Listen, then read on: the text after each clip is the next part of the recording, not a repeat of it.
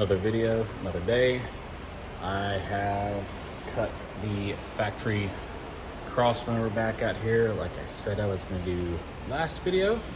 So it's gone. Frame's all cleaned up on both sides. Now I'm making plates for the side, and then we will make a tube crossmember back here, and then we will tie that into the link crossmember here, and as well make a transfer case skid.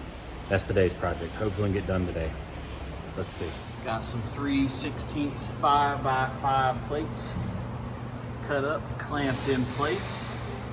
Drive shaft is taken down just so I can move stuff around here, because we'll tack it all, take it out, weld it, then weld the plates in last. But right now we're making off the bottom tube. We'll have two tubes come across.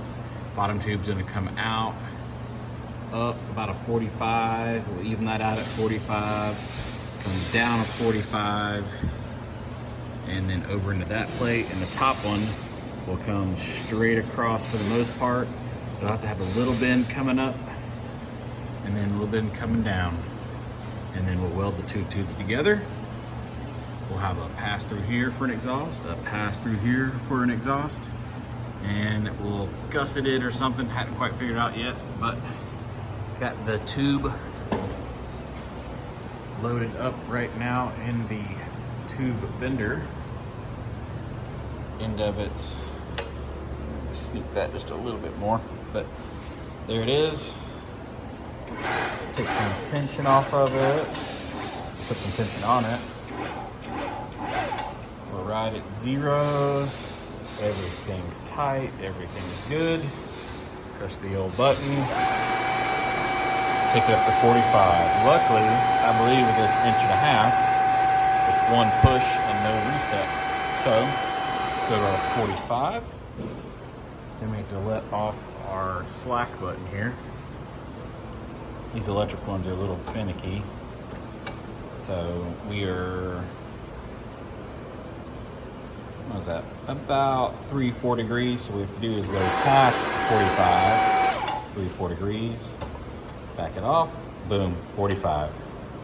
There's just a little bit of spring tension in the tube as you bend it, so you have to go past and it springs back. But unclamp it, and we'll do some more measurements, and we'll figure out what the next bend right here needs to be.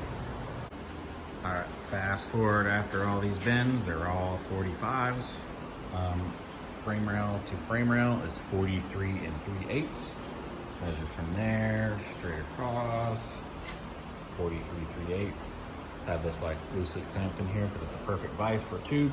Cut that off with the bandsaw, tack it up, and then we will make the other tube that's higher up, comes across. We'll probably have to do a little bend, follow this, and then hit in.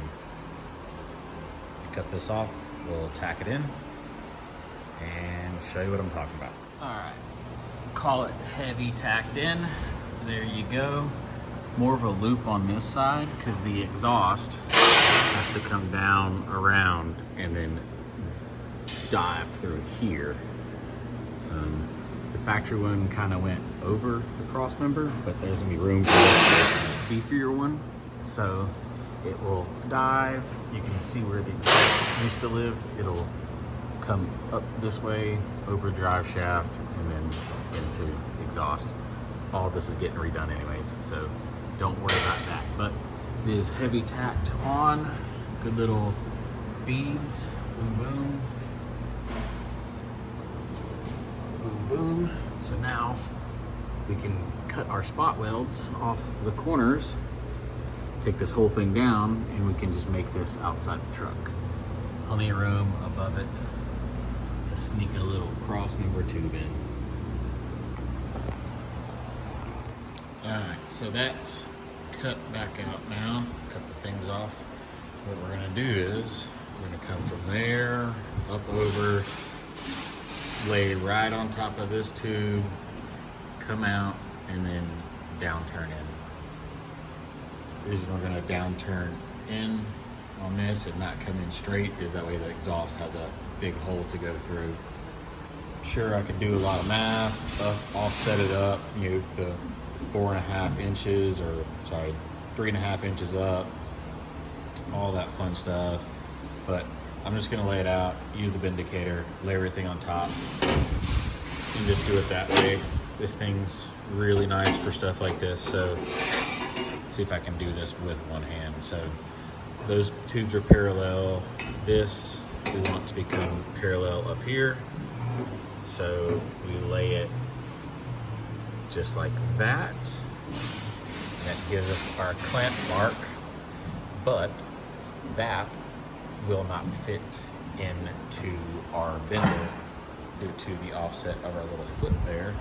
So we use this, mark clamp, straighten this out, mark our clamp from this side, and we bend it the other way around. It'll make sense in a second. I'll show you. So 0 is our bend start. We marked it. We marked our clamp just to verify. You straighten your vindicator out. Then you can clamp it from there, and you bend the tube with this side hanging out, and it should work. There we go. Our lines line up. It needed to be level with that by there, so we will clear the firewall, get on top of it. So this right here get welded together. Now this side's gonna be a little different because there has to be a hole for the exhaust to come through. So this one will sit there. We'll float it like that. We'll mark our clamp spot, and we'll bend this one up. There we go. Got it tacked in place. Kind of see what we're going for. We got a big exhaust hole over here. It'll pass through here or here. Let the exhaust shop figure out what they want to do there.